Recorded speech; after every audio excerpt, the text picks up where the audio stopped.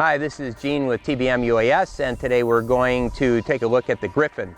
Gryphon Dynamics makes several different copters, and they're in various sizes. The one we're having a demo on today, it is about 15.5 pounds, and it can carry a total weight, including itself, up to about 39 pounds.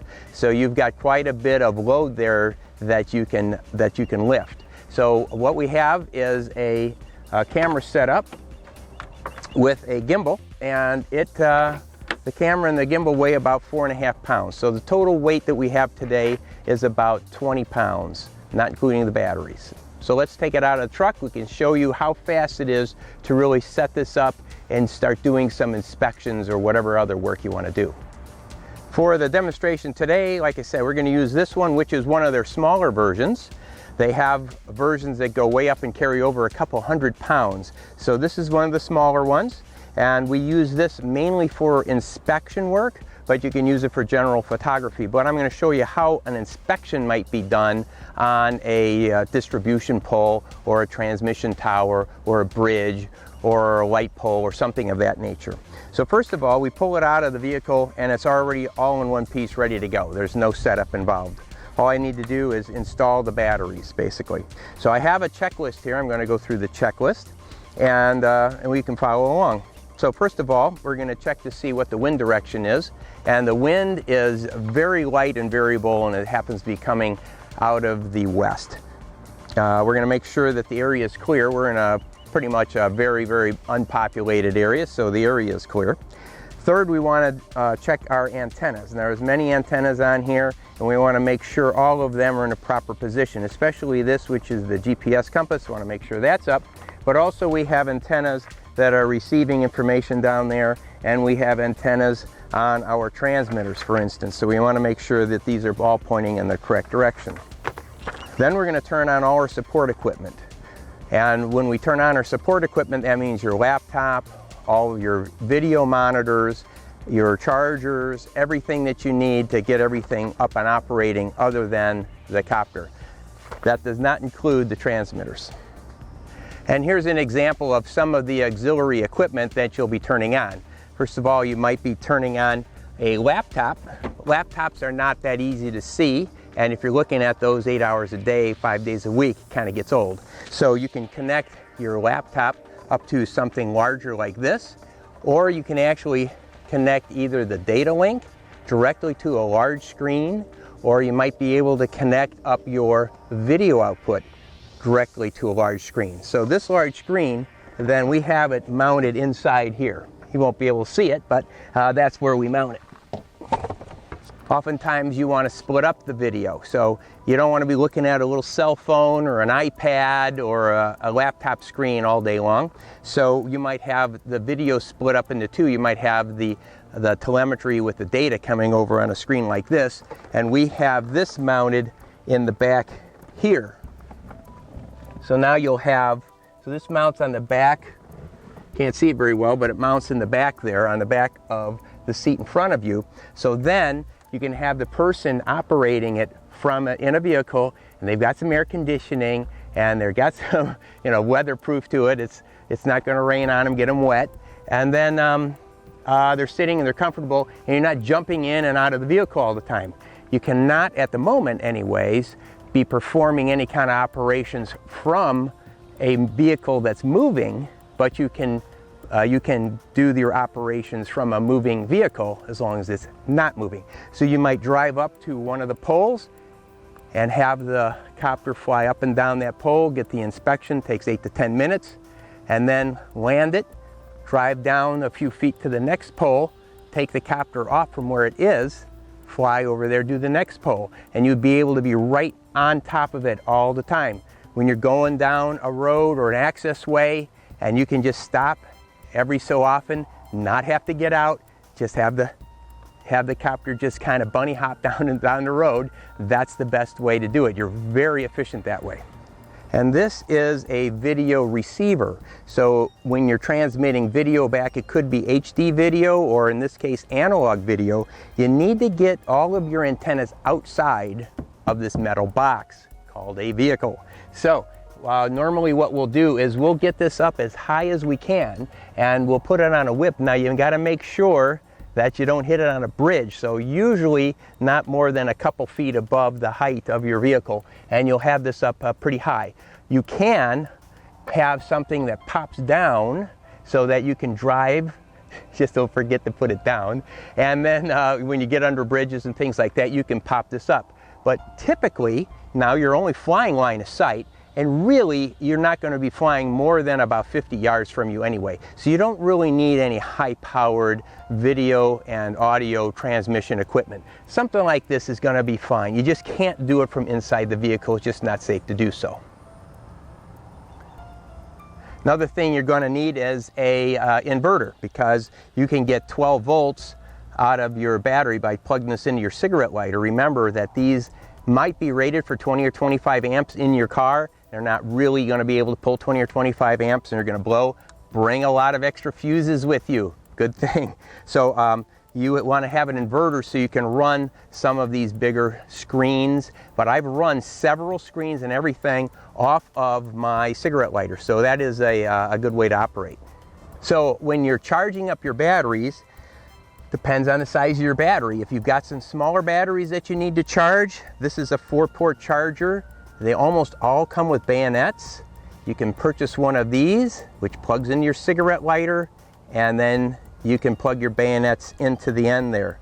So then you can charge directly off your cigarette lighter. Now remember that your cigarette lighter really doesn't have the capability of pulling lots of amps. So what we've done is actually put in a second battery and rewired directly from that second battery into the vehicle and put in a fuse, so that we can operate even the largest chargers. So one of the really good options is to have a generator. However, we can't have a generator operating while you're actually driving. So the next best thing, which isn't the greatest, but the next best thing is to have a second battery. So here's the main battery for starting up the vehicle. And this has provision for a second battery. So I installed a second battery. It's a marine deep cycle battery. And then I set up all the internal units off of that battery system. So what happens is the charger is going to, the alternator here is going to charge up both of those batteries and keep them fully charged. And so you'll have extra capacity.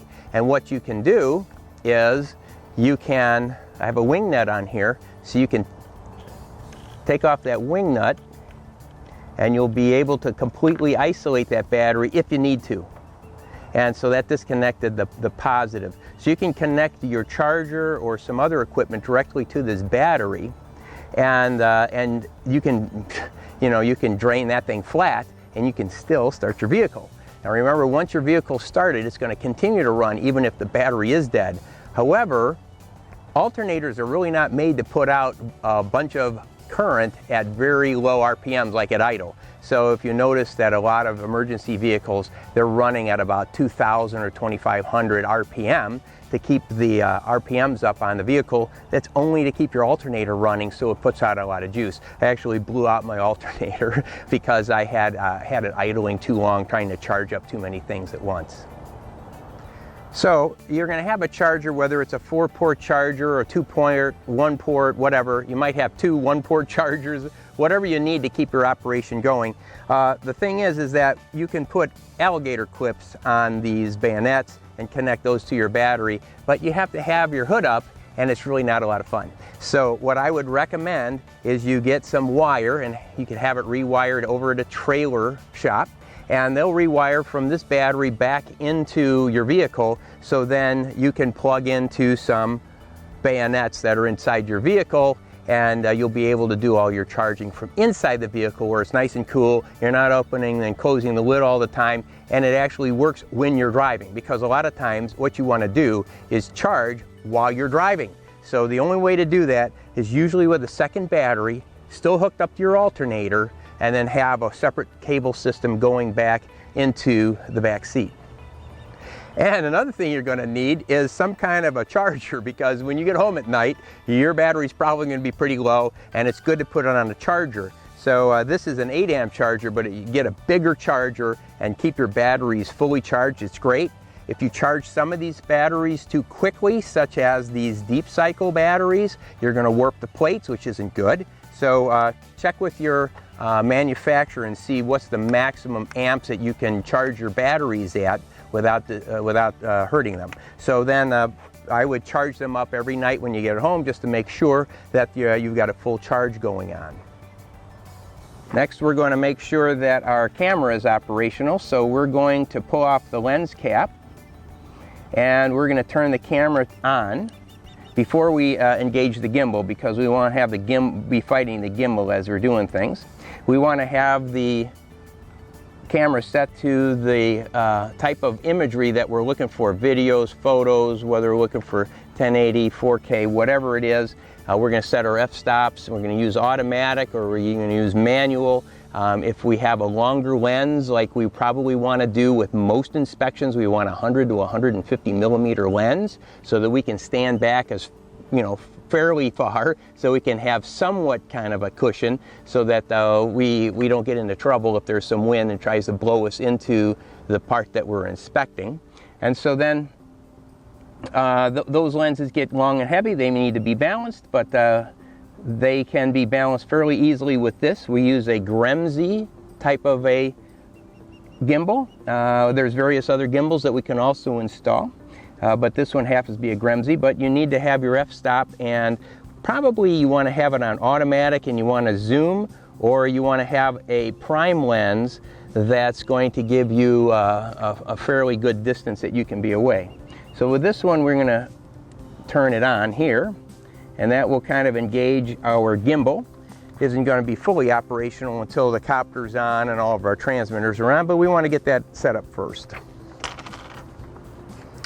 want to make sure, of course, that our camera has an SD card in it. If the camera doesn't have an SD card on it, we're going to waste a lot of time out there. So we can usually check after we've engaged it, and it will tell us whether the SD card's on or not. And whether it's got some room on it. So normally you want to wipe that SD card before every operation, so that you can take as many videos or photos as you need to and not run out of space. So next thing we're going to do is we're going to put on our batteries, and we're going to check the CG.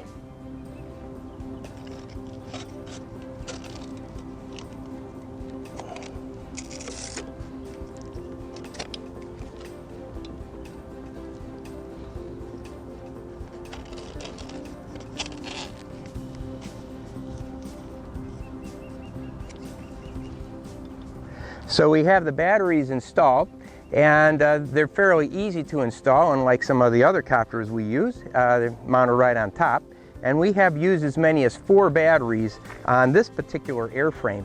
But we want to check the CG and make sure that the copter is not going to be listing in any direction too badly. So we're going to just lift it up and see what happens. And it's fairly close. Now, I happen to use a card table for a launching pad, because if you're on uneven surfaces, especially grass, or if there's dirt and you don't want to be kicking up a lot of dust and stones and getting them on your blades, I usually bring out a card table, because then I can also put the legs down if I want to, and I'll be able to get it up high where I can get at it if I need to. Okay, back to my checklist. We're going to turn on the copter transmitter. Before we turn on the copter transmitter, we're going to make sure all of our switches are in the correct positions. With this setup, all the switches are down, and then we're going to flip the on switch on. We're going to double check that we have enough voltage, and that this one says the right aircraft, because these can control several aircraft. We're on the correct aircraft, so that's good. Same thing for the transmitter for the photography. So the gimbal operates separately and has its own receiver right on there, its own battery pack right on the gimbal, so it operates completely separate.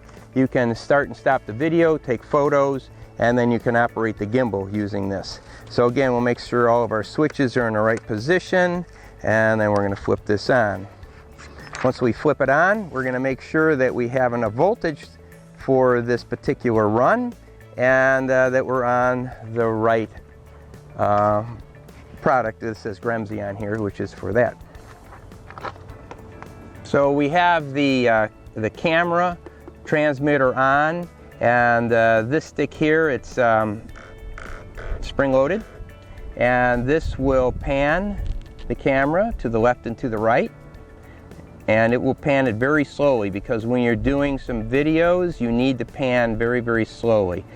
You can set this up in the radio how fast it will pan, but we have it panning fairly slowly. And the same thing with tilt. You can have it tilt up and tilt down.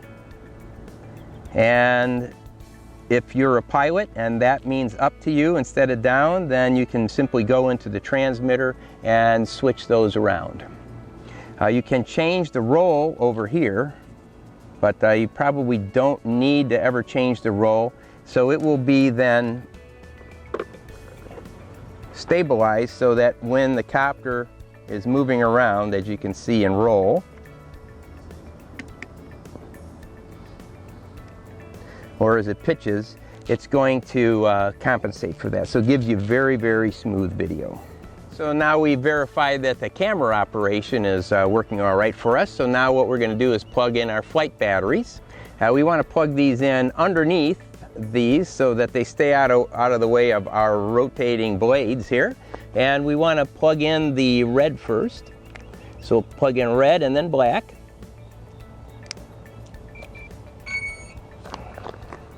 And we will do that for both sides.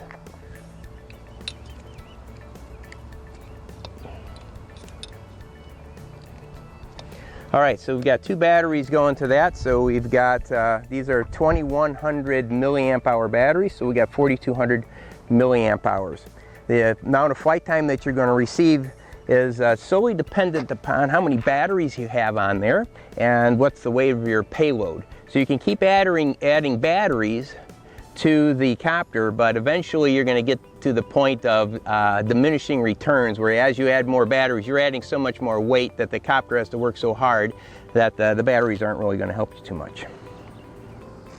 So the next step is that we're going to calibrate.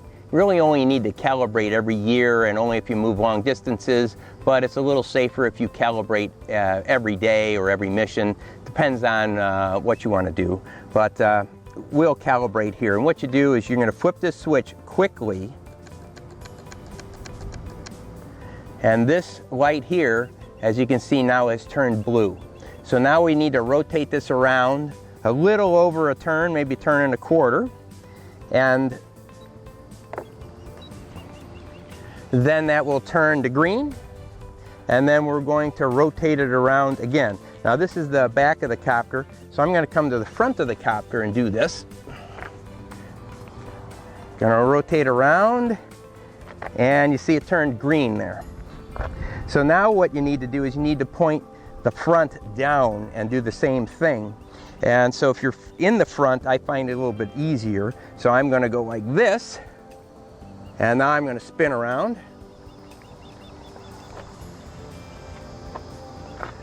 And now the light has gone back to its normal position. So it's giving us a double purple blink.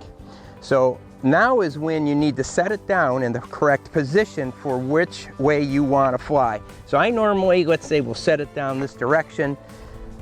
I will be standing behind it, and the target will then be in front of me. So I'll have the light facing me, I'll have the copter between me and the target, and that's the best position to be in. Once we have it in the position that we want, we're going to cycle the batteries. So we need to unplug, I usually just unplug the black. So we unplug both blacks.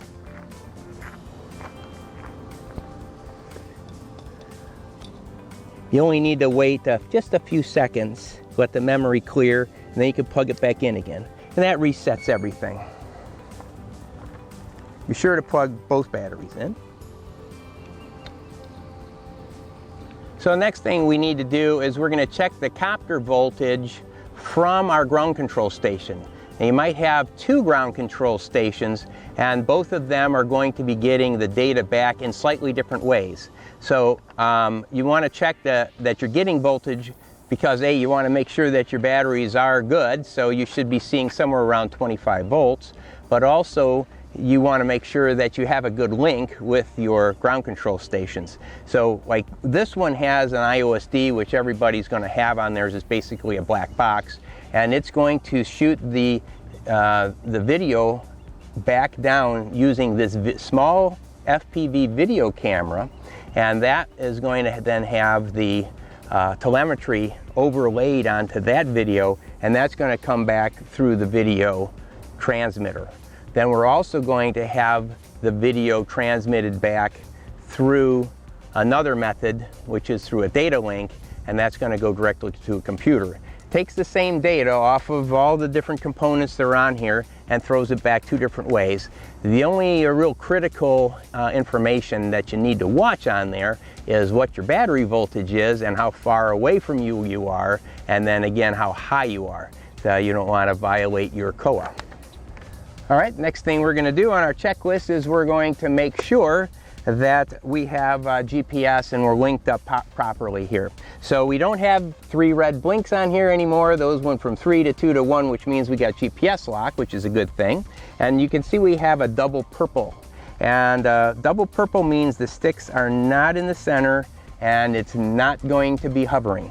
When you get the single purple is when the sticks are in the center like that, and then that means it's going to hover. So before you ever take off, the most important thing you can do is make sure that you got a single purple, okay? And so if any of these sticks are moved, you're going to wind up getting that double purple. So it's not that important which stick is being used. All you have to know is that if it isn't a single purple, it's going to be moving somewhere because your transmitter is telling it to go somewhere. So the last couple of things on our pre-flight checklist are, A, we want to double check that the camera is operating, so we'll do another quick check with the transmitter. We'll make sure the video's coming back and everything looks good. Then we're going to upload our flight plan. If you have a flight plan that's already been programmed already, then you would upload it at this time. We'll have another video on how to upload flight plans, but this is the time to do that. Then before you take off, you got to make sure that your altitude on your ground control station is reading somewhere around 0. It always usually does, but it's always within a couple of meters. So if it's 2 meters or 1 meter or -1 meter, don't worry about it. It's around 0, and that's good. And then the last thing we're going to do is set our timer. So there's a timer on the transmitter, and we have this one set for about 20 minutes because these are going to fly for about 25 minutes with these 2 batteries and that payload. We get about 25 minutes, timer's going to go off at 20, and then we will give us kind of a heads up that it's going to be time to land in a few minutes. You can set that timer to whatever you like. You can set it for 22, 23, 24, 25 minutes. These can fly longer than that or shorter than that depending on the payload that you have and the batteries that you have and things like that. You might have more than one flight with this set of batteries. So you might go out and fly, let's say, 1 pole. You'll have 8 minutes of data. You'll land. You might turn it off and move it, turn it back on again. You can not reset the timer if you don't need to. You only reset the timer when you change the batteries, not when you start and stop the operation. So then you can keep running your timer down until you're to your full extent of the battery, 20, 25, 30 minutes, whatever that happens to be. All right, so moving on with the takeoff checklist now.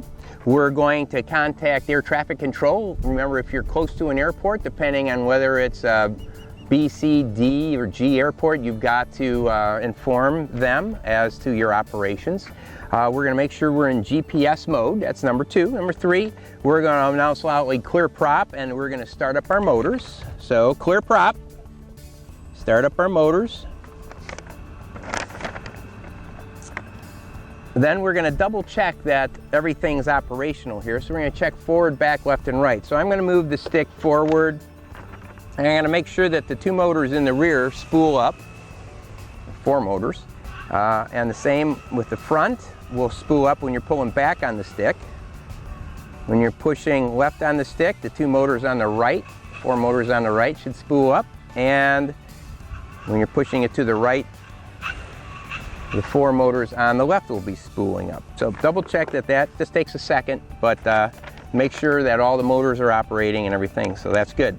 So then you're going to verify all other operations, still make sure that your camera is operating. You can take a photo, you can start and stop your video and all that.